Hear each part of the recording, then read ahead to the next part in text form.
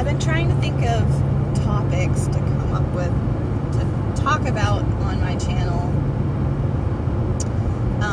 Lots of things kind of go through my head, but the one that is interesting to me, and I've seen kind of over and over, reflected over and over again, is the high amount of intuitive type people that seem to engage with my channel, but also self-identify or are clinically diagnosed as autistic. And I don't think it's a coincidence. So if you're not familiar with personality classification or Myers-Briggs in general, so intuitive type people are basically people that see the world in a way that is most often future-oriented and not necessarily based on the things that are happening right now or observing the things that are happening right now and making determinations off them. Intuitive people tend to use informational pieces of things that they get from various different places and put them together in a large puzzle piece to kind of predict what will happen, and they determine course of action or course of action based on that, or maybe values based on information from a variety of different places. So I myself test always on the Myers-Briggs as an INFJ. I've taken so many different types of testing. There's the 16 personalities. There's the big 5. There's all kinds of, but I always come up with the same. And so I always come up with INFJ, which is an intuitive type, and we're a feeler, and basically use that information to make decisions that are mostly fixed, not as flexible thinking as a perceiver would be. Although we're really open and don't come off that way, we're really open to different perspectives and other people's thoughts, and we always want more information. But if it's something that comes to a personal decision about what we will do with our life, we're very goal-oriented as a judger, and are going to be basing our decisions on what I feel is best for myself in the world as a whole. Anyway, so that's kind of how I view an INFJ thought process, but I notice that a lot of times the people that are engaging in stuff like this are intuitive types in general, and feelers for sure. And the most engagement I get is from the INFJ crowd, because I think that we're trying to understand all the people in the world and us and where we fit in the world, and how to balance that. So that makes sense to me that I would get a lot of INFJs reaching out to try to understand themselves better and seeing themselves in somebody else, because I think that we do kind of learn more about ourselves by looking at other people and their internal processes and understanding where that maps on us. So I can kind of understand why that would be a common person that would interact with me. I have 2 children, and one of them I've kind of gone back and forth where if they're an INFJ or an INTJ. It's kind of hard because there's a lot of overlapping worldview. Like the thought process is really similar. It's like it is important for INTJs to gather a lot of information to build like a bigger picture. They needed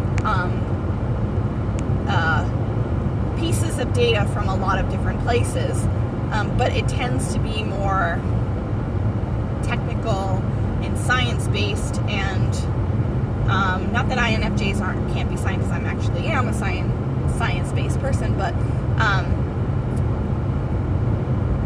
it's more like an INTJ would use like different sources of media and news sources and journal articles and stuff like that to come up with their conclusions. They don't tend to look for data in like people that are in their life, whereas I think an INFJ might do kind of a little bit of both, but also like definitely do get information from like the response that people have or their internal thoughts and how they share with them.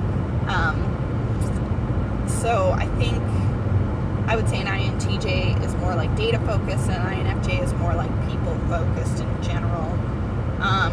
Even if they're in a technical field, you'll see an INFJ is usually in a technical field that's associated with serving people. So like I'm a researcher, I'm a cancer researcher, so my science and my focus is on like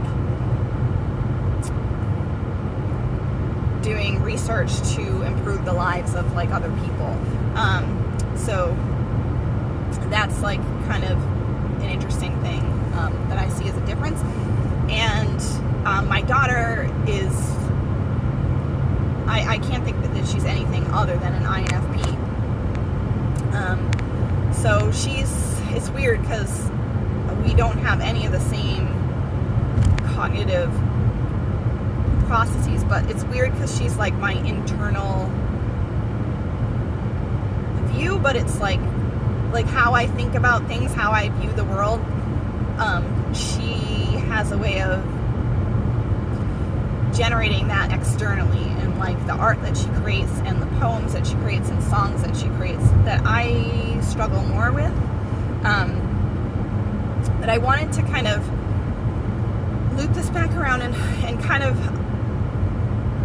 talk a little bit about how my Myers-Briggs personality type, and I think the INFJ personality type, and also the other intuitives, but kind of layer over or give a different flavor of autism.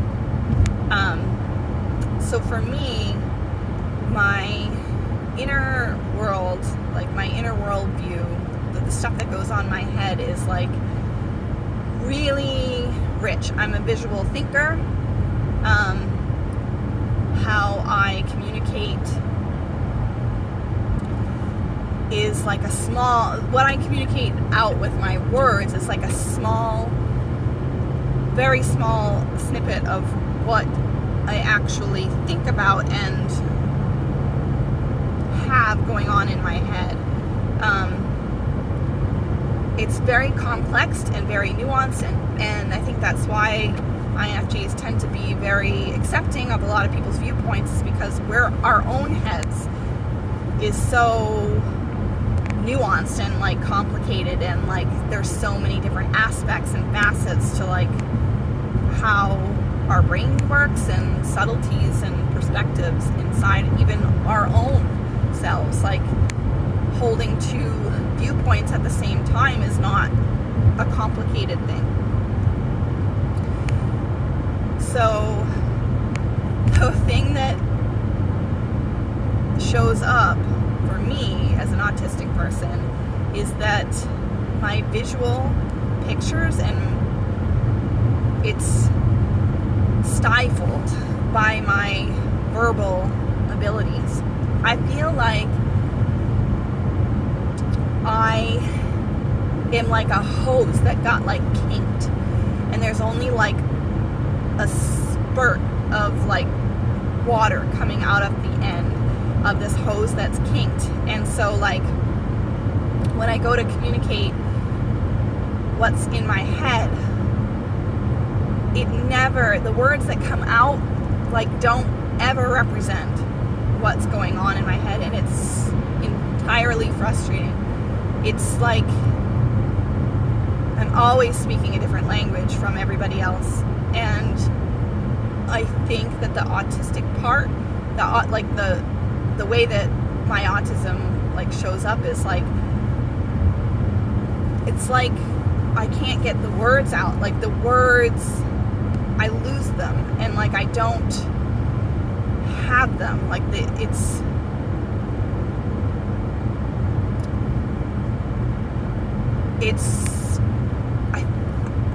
I don't have the words to describe things, and it very much relates to like emotions and feelings for me very much. I think it's called alexithymia. Like I don't have the words to describe a feeling. So when somebody is asking me like how are you feeling, or what do you think about that, or how do you feel about that, it's like there's so many feelings at once, and there's so many things that putting a framework around them with words, with my verbal ability, is just like it pales. It like literally does not ever represent what I actually feel or what I actually think about something. So the only way that I ever can really communicate ever really effectively is to like write out what I think or what I feel. My way to communicate is just much easier in written form. I feel like I can really get a better handle on the complexities of any one particular topic if I'm able to write it out. And this is like, I think it's the biggest challenge for an autistic in this world that relies so much on connection being verbal communication.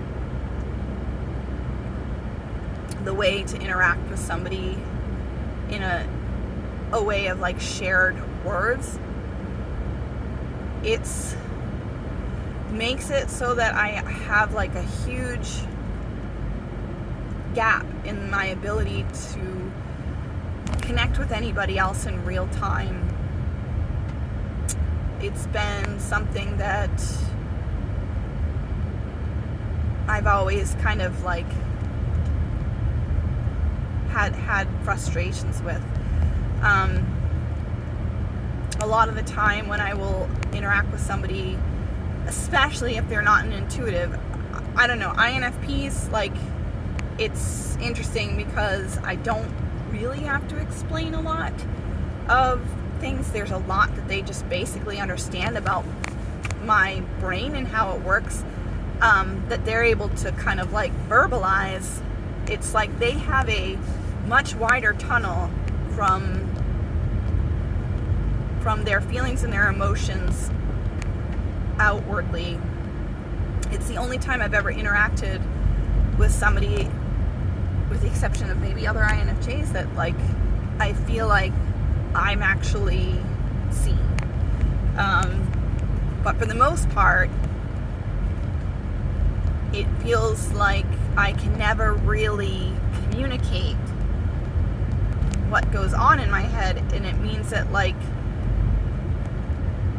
I can never, I have to like rephrase it and re-explain it, because when I say what I'm speaking about, the other person is like, oh, you mean like this? And it's like, no, not exactly like that, more like kind of this other thing. So it's like I'm constantly having to rephrase and re-explain something if I'm to be understood. And I had like a work thing that just came up this week. I had a meeting with my supervisor, and I was trying to describe like something that I wanted to do, or like I was trying to describe like initiative I wanted to do, or something that I wanted to take on, and like I tried to communicate it because my supervisor wants to have like a face-to-face interaction, and which requires on my verbal ability to communicate the ideas and concepts that I have. It is like super limiting, and right, it's like bumpy on my road. It's super limiting, and after I kind of described what I wanted to do, it was clear like they really didn't understand. And I tried again, and I tried again like a third time, but it was like still not understood. So it was like I got frustrated, and I kind of gave up. And I have to say that oftentimes, like I think my abilities or my contributions or whatever in like how we work, at least in the United States, is like really not a good fit for me and for a lot of autistic people. I wish that we were more flexible as a society at providing different mediums for people to communicate with each other, like in the workplace and like in general.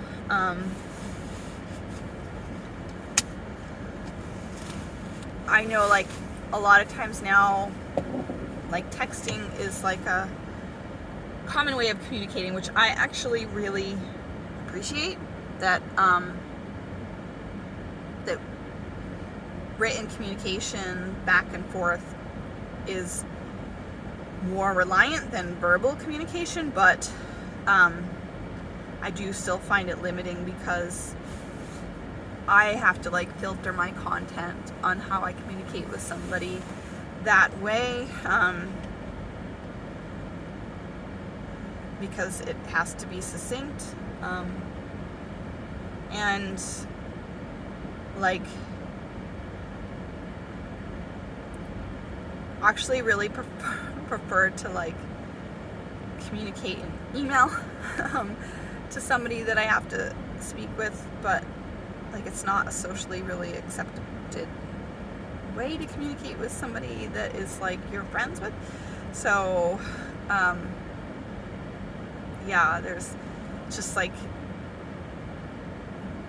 barriers, and in my work, it's just I feel like there's a lot of barriers to being able to show up. Like I would really prefer, instead of meeting face to face with my supervisor, which I work virtually, so because I literally can't work in an office environment anymore. Oh, I can't, sensory wise, I can't do it. I wish that I could like summarize what I would like to talk about in like format it and categorize it, because I'm really good at that, and like communicate it that way instead of having to have like a face-to-face meeting. And this week, after I had my meeting with my supervisor, he was like, you need to be more visible to like upper management, and how to do that is like you got to take on some additional stuff, and the only way to really show up and get these advantages or whatever, like this promotions or raises or whatever, is to like work within the system, which means that you have to be socially adept. You have to make connections, and you have to be verbally connecting with people. And if you start an initiative, it means like a task force, which you have to work in a team. And it's like all the stuff that as an autistic person, like, is just really hard for me to do.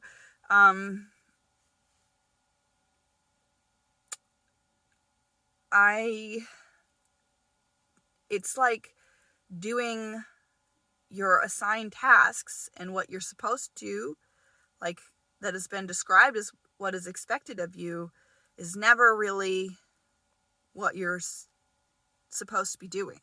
Like, it's never really enough, like seems like if you can do your job and like, as in your job description or whatever, or the tasks that you've been given that clearly have like ways of doing it and how it's supposed to be done, if you fulfill that, it's like, that's not what we want entirely. We want you to be better at or be skilled at the things that actually don't really contribute that much to like the goals of the company or the projects.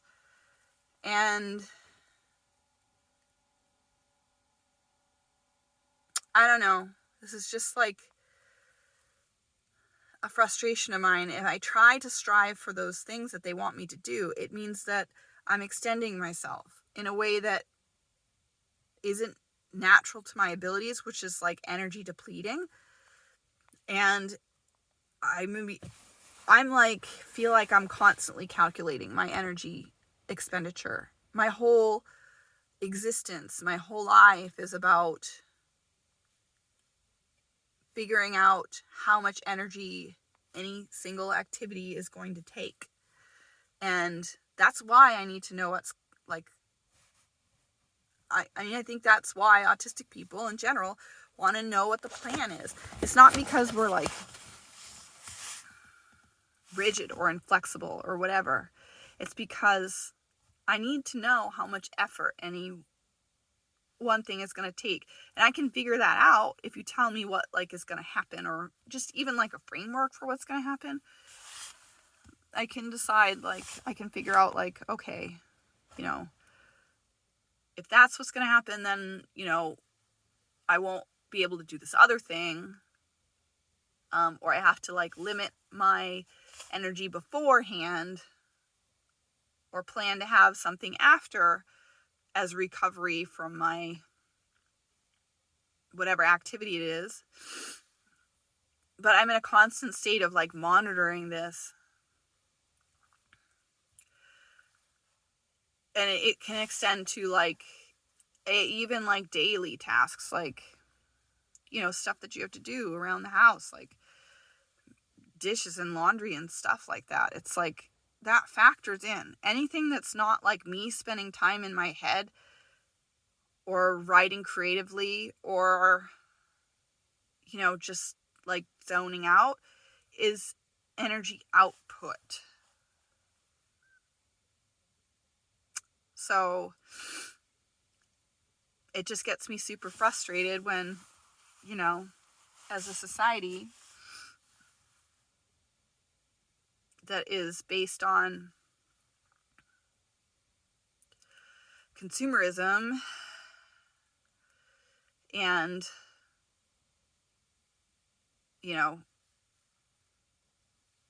productivity, that it's never like where the value or is placed or where it's rewarded is in areas where a neurodivergent person is never going to succeed or excel. Anytime it's engaged in is energy depleting, energy draining, which means that there's less bandwidth for other things. And this is what leads to burnout. And I have come to the, had to come to the acceptance that there's just, without huge societal changes about the way that we engage with school, with work, with, tasks or things that we need to do and social structures, there isn't a space for neurodivergent people unless everything just changes. And it's crazy how really little it would take. This is the thing that's super frustrating. I feel like the world is run by censors that are just dictating. And I do think most censors equate to neurotypical people because it just seems to be highly correlated. And they're more about what's happening now, the visual, like speaking up. It's a sense, a censor would be wanting you to speak or, wanting to see actual in-time actions where I'm never going to exceed in that. I'm thinking about the goal, way down the line. I'm focused on that. And even if I get there and I drive it there, it's the dance along the way is what's noticed more than the actual completion. So it's just a huge frustration that I have, and I think that a lot of autistic people have. And I'm an autistic person that does have the ability to speak. So I have an advantage in that I do have words. I think that we can create neuro-inclusive places, and it's really necessary.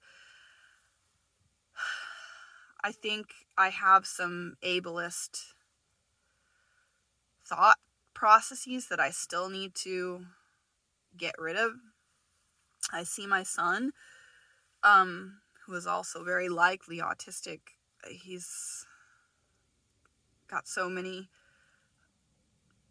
I think because he's probably not an INFJ, I think he's less, and there's also male, I guess that might probably has an impact, but he doesn't mask as much. I have the ability to mask because I do a lot of my observations based on people and they're what they do, and I notice what they do, and so I can kind of reproduce it. But he doesn't do that as much, or at least he doesn't feel like he needs to. So when he's overwhelmed sensory wise, he just walks off. Even if he's in a social situation, even if he's in a place where people are definitely going to notice that you're removing yourself and going by yourself and putting in your headphones, he just does it. And I have the hardest time doing it, even though I need it. Even though it would be the thing that I need to do to recalibrate is step away, put in put on my headphones, put in some noise canceling headphones or and like listen to music or whatever, just like disconnect. The pull to like still perform and I notice that that's what's like rewarded is so high that I struggle to do the thing that I need to do to take care of myself. But my son does not struggle with it. We were skiing last weekend, and he had like a little incident on the chairlift where like the chairlift kind of like pushed him to the side, and he fell, and he was like, a little embarrassed and like overwhelmed, a little bit sensory. So he like skirted off out of the line, and he went over and he like sat in this chair, and the spot that he picked like to sit and to calm down and like regulate himself was like inaccessible, really, without like, because it was like surrounded by ice. It was like if you were trying to get there, it was like slippery and stuff, but he like navigated across the ice and like found this spot that had like a little place where he could rest so that he could sit by himself, and he like guaranteed that people would not be able to really approach him. And from an outsider looking at it, it looks like sort of odd, but he literally doesn't care. And I admire that in him, and like I'm really striving for it because he can like get back on track like way faster. And what happens to me is that like I'll not do that and like it builds, and then like at night or whatever, or if I've gone days without like really putting in a lot of like time for like self-regulation or whatever, I'll have a meltdown. And I know that it's something that's part of my autistic experience, and I'm starting to understand like that they're like brain resets, but it's still really hard to go through them, and it's scary sometimes. And my son doesn't have them as much. He still does occasionally, but not the way that I do, not as frequent, because he's like taking that, he's like honoring his autistic self, even though we're not like fixed with like how we talk about it. He knows a lot about autism because I talk about it. But he's like knows how to take care of himself. I also don't make him do anything that doesn't feel good to him. I don't make him socialize. I don't make him say hello. I don't make him say thank you or please or anything like that. I don't believe in that at all. I don't believe in forcing someone to behave a certain way. So he's had a lot of flexibility to do that. And it's just something that I'm still working on. And I feel like being an INFJ and having that strong, like extroverted feeling and kind of like being able to really pick up on the feelings of other people around, I have information about what my responses would look like. It makes it like an extra challenge for me. But I also don't want to block out all the people, because like it's also really important to me to like be connected to other people. Whereas I don't think that for my son, that's why I think he's an INTJ. Like he has friends, like a couple friends, but he does not feel the need to like try to connect with people. He will if the opportunity arises, but he doesn't feel like that's something that is part of his, that's important for him. So I just been thinking a lot about how the Myers-Briggs stuff kind of overlies my autism stuff, and realizing that a lot of the INFJ stuff leads to my masking tendencies, and my masking tendencies leads me to like meltdowns and burnouts and shutdowns, and so I kind of am envious sometimes of all other personality types that just like maybe manage this a bit differently because they're not as like concerned about everyone else. I don't know. It's just kind of like something I've been thinking about, and like I wonder if this is like somebody, like if it relates to other people's experiences, and maybe like if it doesn't relate to your experience, or you're non-INFJ and like you are autistic, and like how do you manage the masking and unmasking thing? Like I'm really not, I really feel like I still have a lot of ableist stuff that happens. And I know it's not helpful. So I'm using my limited verbal ability to do another one of these like posts, and like I know I get responses from you guys, and like I really, really appreciate it. I appreciate you watching. I should say that at the beginning of these, because a lot of you probably aren't going to get to the end. And I think this is way longer than I had anticipated it to be, and I just wanted to say thank you. And yeah, I really enjoy hearing your perspectives and your stories of your experience as an autistic person, and your recommendations, and how to go through this. I'm still figuring it out, and I'm getting better, but I still feel like I have a lot to learn from all of you that have been doing this and honoring your autistic selves for a while. So thanks for watching, and I look forward to hearing from you.